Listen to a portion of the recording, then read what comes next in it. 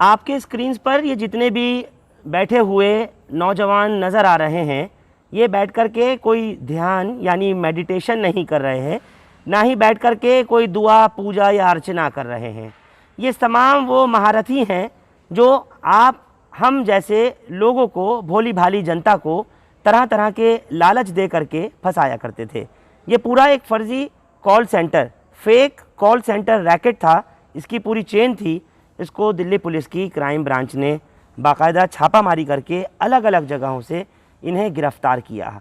आज ये सब बैठे हुए हैं, लग ऐसे ही रहा है कि अब थोड़ी देर में कुछ बटने वाला है, या लग ऐसे रहा है कि जैसे ये बैठ कर के यहाँ पर बड़ा ध्यान केंद्रित किए हुए हैं और याद कर रहे हैं भगवान को, अल्लाह को, जीसस को, वाहेगुरु को, कि आज इन्हें सद्बुद्धि दे दे। ऐसा कुछ नहीं है, बल्कि इनको क्राइम ब्रांच ने बिठा रखा है। ये पूरा कॉल सेंटर है जो आप अपनी स्क्रीन्स पर देख रहे हैं, और एक जगह नहीं बल्कि 2 जगह इस तरह का कॉल सेंटर चलाया जा रहा था राजधानी दिल्ली में। दिल्ली पुलिस की क्राइम ब्रांच को जब इस बात का ज्ञान हुआ, जब पता लगी, उनको शिकायतें आनी शुरू हुई, तब कॉल सेंटर जिसका नाम ग्लोबल एयरफेयर्स के नाम से चलाया जाता था, उसको इन्होंने क्राइम ब्रांच ने एक्सपोज किया, पकड़ा है। साथ ही इनके पास से 82 डेस्कटॉप सर्वर्स के साथ में 5 laptop, 84 mobile phone, 48 I card, दर्जनों कंप्यूटर्स तमाम बरामद हुए हैं। ये रेड जो की गई है, साइमल्टेनियस एक साथ रेड की गई है मंगोलपुरी और कीर्ति नगर में, जहां पर इस तरह का द ग्लोबल एयरफेयर्स के नाम से TGA ये कॉल सेंटर चलाए जाते थे। भोली भाली जनता फंस जाती थी। कई कारें भी इनके पास से मिली हैं। सारे ये 2 नंबर ही हैं, लेकिन अव्वल दर्जे के वाहियात और शातिर लोग जिनको क्राइम ब्रांच ने पकड़ा है, आज शरीफ बनकर बैठ गए। लाखों करोड़ों रुपए का चूना लोगों को लगा दिया, ब्लैकमेल किया गया और न जाने क्या क्या। जो जॉइंट कमिश्नर हैं क्राइम ब्रांच के, आलोक कुमार, उन्होंने ये बताया है, जब हमारे से बात हुई तो हमें बताया कि 76 मर्द पकड़े गए हैं, इसमें 19 औरतें हैं और 2 जुवेनाइल हैं यानी नाबालिग हैं। और इनके पास से ये तमाम desktop, servers, laptop, mobile phone, I card और कंप्यूटर, लोगों के लिए गए तमाम दस्तावेज़ वगैरह बरामद हुए हैं। इनके खिलाफ़ जो कार्रवाई की गई है वो IPC की धारा 419, 420, 120B और बटा 34 के तहत की गई है। साथ ही साथ 66C/66D information technology IT act भी इन पर लगाया गया है। इस तरह की बहुत सारी आप लोगों को भी कॉल्स आती होंगी। ये तमाम ऐसे ही लोग आपको कॉल्स करके डब करते हैं, बेवकूफ़ बनाते हैं। तरक्की के इस दौर में कि जब सोशल मीडिया का बोलबाला है, इंटरनेट और कंप्यूटर का ज़माना है, ऐसे में बहुत से लोग वेले बैठे हुए हैं और सिर्फ उनका दिमाग आपको, हम जैसों को ठगने में लगा हुआ है। और ऐसे न जाने कितने ही लोग आप और हम में से होंगे जो अब तक इस तरह के लोगों के फर्जीवाड़े का शिकार हो चुके होंगे। चाहे वो बैंक के नाम पर आने वाली फेक कॉल्स हों, नौकरी देने के नाम पर किए जाने वाले फ़ोन कॉल्स हों, या फिर फ़र्ज़ी तरीके से विदेशों में भेजने के लिए जो वीज़ा के नाम पर चलाए जाने वाले वीज़ा रैकेट्स होते हैं, जो तस्वीर अब से पहले आपको दिखाई है मैंने, द ग्लोबल एयरफेयर के नाम से मंगोलपुरी और कीर्ति नगर में क्राइम ब्रांच ने बाकायदा 94 लोगों को, जिनमें महिलाएं भी 19 शामिल थीं, उन्हें गिरफ्तार किया। 2 नाबालिग लोगों को भी हिरासत में लिया गया। आप में से ऐसे बहुत से लोग होंगे कि जिनको बैंक के नाम से, कि बैंक से बोल रहे हैं अपना OTP दीजिए या CVV नंबर दीजिए, पासवर्ड बता दीजिए। भोली भाली जनता फंस जाती है, लोग बता देते हैं। नतीजा ये होता है कि ऐसे लुटेरे जो शातिर पढ़े लिखे बैठे हुए हैं, वो आपको लूट लेते हैं। इंटरनेट के ज़रिए आपका डाटा पूरी तरीके से हैक कर लेते हैं, पासवर्ड्स हासिल कर लेते हैं, OTP आपसे ही जनरेट करवाने के बाद में वो ले लेते हैं। फिर होता क्या है, लोग सटपटाते रह जाते हैं। ख़ास तौर से आजकल जो एक सबसे बड़ा रैकेट सरगर्म है, वो है न्यूडिटी, वल्गैरिटी को लेकर के। बड़े बड़े कॉल सेंटर्स चलाए जा रहे हैं और उसमें महिलाओं की न्यूड, नंगी तस्वीरों के साथ वीडियो कॉल्स की जाती है और बाकायदा लड़कों को उसमें लियोर किया जाता है फंसाने के लिए। और वो एक ऐसा जाल होता है कि अगर ज़रा भी अगर आप उनके शिकंजे में फंस गए तो समझिए आपका कल्याण हो गया। और किस तरह से कि बाकायदा एक लड़की वल्गैरिटी के साथ में, न्यूडिटी के साथ में स्क्रीन पर दिखती है, आपसे वीडियो कॉल पर बात करती है, पूरी चैट होती है और उसके बाद फिर तरह तरह से आपको ल्योर करती है, लालच देती है। आप उसकी बात में आ जाते हैं। बाद में जब वो वीडियो मुकम्मल हो जाती है तो वो उसके पीछे जो बाकी के लड़के होते हैं या और बाकी के सरगना लोग जुड़े हुए होते हैं, वो पूरी तरह से फंसाते हैं। आपको कहते हैं कि वायरल कर दी जाएगी सोशल मीडिया पर, ट्विटर पर, फेसबुक पर, व्हाट्सएप पर और तमाम तरफ चला दी जाएगी। तुम्हारे रिश्तेदारों को बताया जाएगा और समाज में फैलाया जाएगा। अगर सबसे बचना चाहते हो तो हमको इतना इतना पैसा दो। आदमी मरता है क्या नहीं करता। बहुत सी जगह ऐसा देखा गया है कि जहाँ पर ऐसे कच्चे लालच में इंसान फंसता है और उसके बाद में पैसा जब देने के लायक नहीं होता तो वीडियोस भी कई जगह देखा गया कि वायरल हुई हैं और लोगों ने खुदकुशी तक कर ली है। ऐसे मामलात भी सामने आए हैं। दिल्ली पुलिस के क्राइम ब्रांच ने जो एक बड़ा रैकेट का पर्दाफाश किया है जिसमें 94 लोग हाथ लगे हैं, ये सिर्फ 94 नहीं है। इस तरह से पूरे हिंदुस्तान भर में बड़े जाल फैले हुए हैं और आप हम जैसे भोली भाली जनता को फंसाने के लिए इनके पास तरह तरह के हथकंडे हैं। उसके अलावा कॉल्स आती हैं कि आपका इतने लाख रुपए का इनाम निकला है। एक वक्त को आदमी लालच में आ जाता है, नहीं समझ पाता, उस जाल के पीछे की सोच और समझ की तरफ नहीं बढ़ पाता जहां उसको लालच दिया जाता है। 50 लाख निकले हैं, करोड़ रुपया निकला है और लोग फंस जाते हैं ऐसे कामों में, ऐसे दलदलों में धंस जाते हैं। क्या होता है कि जो कुछ उनके पास अपना भी असल गाड़ी कमाई का जमा पैसा होता है वो भी ले लिया जाता है। एटीएम के फ्रॉड को लोगों ने आज तक बहुत तरह से देखा।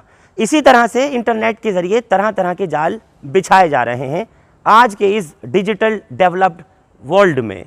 और पूरी दुनिया में ऐसे लोग हैं कि जो आज सिर्फ बैठे ही इन्हीं कामों के लिए हैं। वो अपने मंसूबों में तभी कामयाब होते हैं जब आप उनके बातों में, उनकी लालच में आकर के फंसते हैं। जैसा मैंने आपको बताया कि क्राइम ब्रांच ने दिल्ली के जो 2 अलग अलग जगहों पर छापामारी की, बाकायदा आलीशान वो बिल्डिंग्स बनी हुई थी। द ग्लोबल एयर फेयर के नाम से इतनी बड़ी कंपनी चलाई जा रही थी। वहाँ गाड़ियाँ खड़ी, Fortuner, Audi, BMW, Jaguar, Mercedes जैसी कारें वहाँ खड़ी हैं। तो जाहिर है वहाँ इन लोगों की जाल में फंसने वाला और इनकी उन उलझनों में उलझने वाला इंसान नहीं समझ पाता कि ये जो कुछ भी है एक ऐसा दिखावा है, एक ऐसा जाल है कि उसमें आप उलझते चले जाएंगे। ऐसा ही हुआ इस केस में भी। क्राइम ब्रांच की टीम ने इन सभी आरोपियों को अदालत में पेश किया और फिर उसके बाद में इनके जो सरगना हैं, 3 ऐसे किंगपिन हैं इनमें जो सब कुछ मेन करने वाले थे और उन्हीं के ज़रिए ये पूरी द ग्लोबल एयर फेयर के नाम से कंपनी चलाई जा रही थी। ऐसे बहुत से भी लोग हैं जिन्होंने हमें पहले भी बताया, केसेस कई बार आए हैं।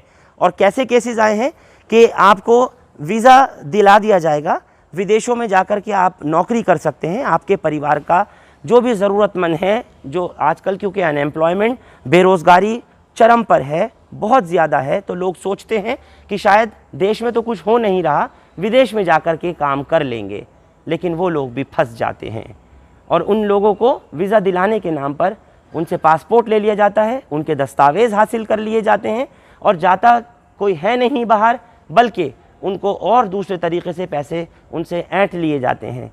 कई जगह ऐसा भी देखा गया है कि फ़र्ज़ी वीज़ा के ऊपर लोगों को बाहर भेजा भी गया, लेकिन जब जांच होती है बाद में पता लगता है कि लाखों रुपया खर्च करने के बाद जो शख्स बाहर भेजा गया इन फ़र्ज़ी कंपनियों की तरफ से, तो उसके ख़िलाफ़ कार्रवाई भी होती है और सब कुछ किया धरा एक तरफ हो जाता है। मेरी आपसे वालेहाना गुजारिश है तमाम लोगों से, तमाम जनता से, जो लोग हमें सुन रहे हैं, हमें देख रहे हैं, हिंदुस्तान लाइव के माध्यम से आपको बताना चाहता हूं, हर रोज़ इस तरह की शिकायतें, हर रोज़ इस तरह की कॉल्स आपको आती होंगी और निश्चित तौर पर आती होंगी।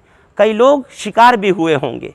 आगे कोई ना हो सके इसके लिए बराए मेहरबानी, अगर कोई कहता है कि बैंक से बोल रहा है या आपका अकाउंट नंबर ये है, तो आप अपना अकाउंट नंबर तुरंत सुनने के बाद ये सोचते हैं कि शायद वाकई बैंक से बोल रहा है। आप लोग प्लीज़ उसको वेरीफाई करें, अपनी ब्रांच से राब्ता करें, कांटेक्ट करें। और जब तक कि आप अपने कंसर्न बैंक अकाउंट को ले करके ब्रांच से नहीं ताल्लुक़ कायम करेंगे, नहीं आपको पता चल सकेगा कि जिसने आपको कॉल किया है वो नहीं पता कि कौन से इलाकों से बैठ करके बोल रहे हैं, किन जंगलों से बैठ करके आपसे बात कर रहे हैं, कहाँ से उनके पास पूरा डाटा आ जाता है जिसको रिट्रीव कर लेते हैं और फिर आप जैसे हम जैसे लोगों को फंसा लेते हैं अपने जाल में। ऐसे लाखों करोड़ों लोगों को अब तक चपत लग चुकी है, चूना लग चुका है। और दिक्कत ये आती है कि लोग कहते हैं कि हमसे ठग लिया गया। उससे भी एक अहम और बड़ी बात आपको बताना चाहता हूँ, OLX या और दूसरी जो कंपनियां हैं उस पर भी धड़ल्ले से फर्जीवाड़ा चल रहा है और कुछ इस अंदाज में इस तरह से चल रहा है कि आपको अगर किसी फर्नीचर की, कार की, गाड़ी या दूसरी स्कूटर, मोटरसाइकिल की, मोबाइल की ज़रूरत है तो बाकायदा उसके ऊपर किसी आर्मी के ऑफिसर का या किसी दूसरे फौजी का, एयरफोर्स वाले का, दिल्ली पुलिस वाले का फर्जी कार्ड बना करके बाकायदा डाला गया होता है और अपनी तस्वीर तक बंदा ओरिजिनल नहीं लगाता, डेटा ओरिजिनल नहीं डालता, लेकिन उसमें उसके जाल में आप फंस जाते हैं। कुछ इस तरह से फंसते हैं कि वो आपसे गाड़ी को देने के बहाने, मान लीजिए कि कोई बाइक खरीद रहा है और वो ये देखता है कि बाइक की जो कीमत उसमें दिखाई जा रही है, मॉडल नंबर मान लीजिए 2020 है और गाड़ी की कीमत दिखाई जा रही है 50,000 रुपये।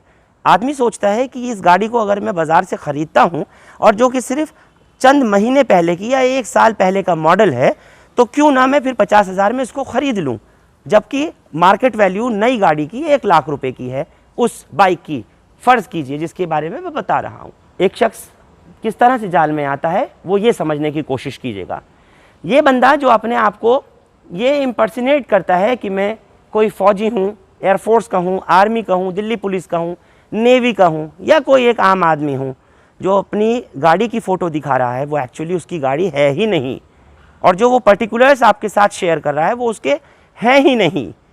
झूठा आई कार्ड आपको दे दिया और उसके बाद में आप कॉन्फिडेंस में जब आ जाते हैं, बिल्टअप कर लेता है वो भरोसा आप पर, तब फिर वो आपसे कहता है कि अभी इसकी डाउन पेमेंट कीजिए 10,000, 20,000, 25,000, 30,000 जो भी है। उस 50,000 की बाइक के लिए आप सोचते हैं कि मैं एज टोकन मनी 20-25,000 या जो भी वो मांग रहा है दे दूं। आपको मालूम है फिर क्या होता है? आप ढूंढते ही रह जाते हैं, ना वो शख्स मिलता है, ना वो बाइक मिलती है, ना वो आपका पैसा मिलता है। यानी खाया पिया कुछ नहीं, गिलास तोड़ा बार आना, ख़त्म। अब ढूंढते रहिए। आप फिर थाने जाते हैं, जाकर के जब आप बात करते हैं ड्यूटी ऑफिसर से या पुलिस के अफसरों से, तो पुलिस वाले आपसे सिर्फ इतना ही कहते हैं कि ये कसूर आपका था, लालच में आप फंसे थे, लिहाजा इस पर कोई कार्रवाई नहीं बनती। और अगर कई 100 करोड़ रुपए का मामला होता तब कहीं जाकर के जो दिल्ली पुलिस का अपना ही एक सेल है, इकोनॉमिक ऑफेंस विंग, EOW जो कहलाता है, उसमें FIR दर्ज होती है, इन्वेस्टिगेशन होती है और मामला चलते हैं। ऐसे न जाने कितने ही लोग होंगे। बल्कि अभी आप लोगों को ये खबर देते हुए, आपसे इस वक्त लाइव बात करते हुए, कई लोग आपके ऐसे होंगे जो आप खुद भी कह रहे होंगे कि मेरे साथ भी ऐसा ही हुआ। कोई शिकार हुआ उस वल्गैरिटी का, न्यूडिटी का, उस वाहियात वीडियो कॉल का जिसमें लड़की नंगा लड़के को करा देती है और फिर उसके बाद ब्लैकमेल करने की कोशिश होती है वीडियो बनाने के बाद में। या फिर कोई कहेगा कि मैं बैंक के फ्रॉड के ज़रिए फंस गया, या कोई आप में से ये कह रहा होगा कि बिल्कुल ठीक बता रहे हैं, मेरे साथ ऐसा हुआ कि मैं उस मामले में फंसा कि मुझे कॉल की गई और मेरे से पैसा ऐंठा गया। इस तरह से बहुत सारी चीज़ें हैं। आप लोग इस चीज़ का ध्यान रखिए, किसी की लालच में मत आइए और कोशिश यही कीजिए कि क्राइम ब्रांच ने जैसा गिरफ्तार किया है, पकड़ा है, ऐसे ही हालात के अंदर अगर आपको कुछ पता लगता है तो आप उसको ज़रूर पकड़वाइए। आप लोग हमारे साथ इस खास पेशकश में जुड़े, आपका बहुत शुक्रिया। हिंदुस्तान लाइव फरहान याहिया यूट्यूब पर सब्सक्राइब कर सकते हैं और क्लिक कर सकते हैं बेल आइकन हमारी खबर की पहली नोटिफिकेशन के लिए। फेसबुक पर हमारा page Hindustan live Farhan Yahiya follow और लाइक कर सकते हैं। शुक्रिया साथ जुड़ने के लिए। Thank you for now. आते जाते आप लोगों को सुनाना चाहता हूँ क्या कहा joint commissioner crime branch Alok Kumar ने इस पूरे फ्रॉड को लेकर के, उस नेक्सस को लेकर के और इस फेक कॉल सेंटर रैकेट के पर्दाफाश को लेकर। सुनिए जॉइंट कमिश्नर आलोक कुमार को। क्राइम ब्रांच की टीम ने बहुत ही अच्छा एक काम किया है, कॉल सेंटर बस्ट किया है।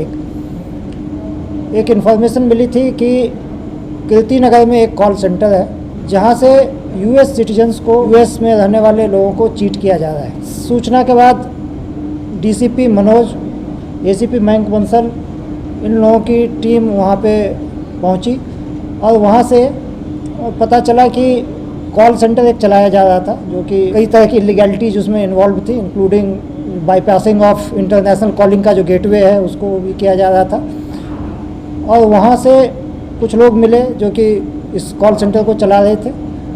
उसके बाद ये पता चला कि एक सिमिलर कॉल सेंटर सेम मालिक का मंगोलपुरी में भी चल रहा है, तो वहाँ पे भी रेड हुई। दोनों को मिला के कुल व्यक्ति जो अभी डिटेन किए गए हैं 97 है जिन लोगों को डिटेन किया गया है, जिसमें मालिक और जो सुपरवाइजरी लेवल है और जो टेक्निकल एक्सपर्ट्स हैं उनकी संख्या 9 है, और 88 वो लोग हैं जो एम्प्लॉय के तौर पे काम कर रहे थे, बट दे ऑल्सो न्यू कि ये सारा काम जो यहाँ पे चल रहा है वो इलीगल और क्रिमिनल।